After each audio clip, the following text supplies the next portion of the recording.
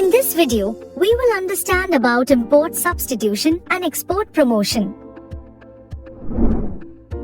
Between 1950 and 1990, India adopted an inward-looking trade strategy, which implied the policy of import substitution, focusing on protection to the domestic industry through import restrictions. Thus, instead of importing cars, domestic industry was encouraged to produce cars within the country.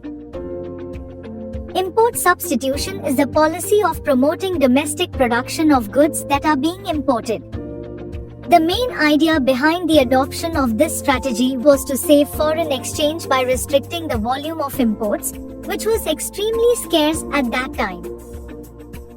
To protect domestic industries, the government used two main methods of import protection: tariffs and quotas. A tariff is a tax imposed on imports. It raises the price of foreign goods, making domestic goods relatively cheaper, and protecting local producers from international competition.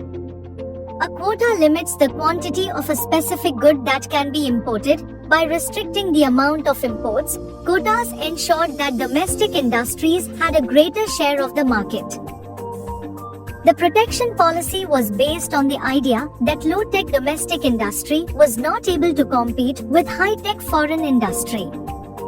It was believed that if local industries were protected, they would gradually raise their scale and technology to become competitive in the international market. Planners worried that without restrictions, foreign exchange would be spent on luxury goods instead of essential items. Also, there was lack of focus on promoting exports until the mid-1980s, which reduced the chances of earning more foreign exchange. Fast forward to today, unlike the older import substitution policy by the government, which primarily focused on restricting imports, policies like Make in India aims to promote domestic exports for generating foreign exchange and make Indian industries globally competitive.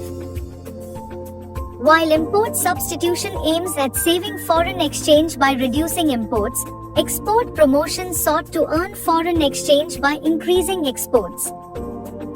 After watching this video, you should be able to answer questions as shown on the screen.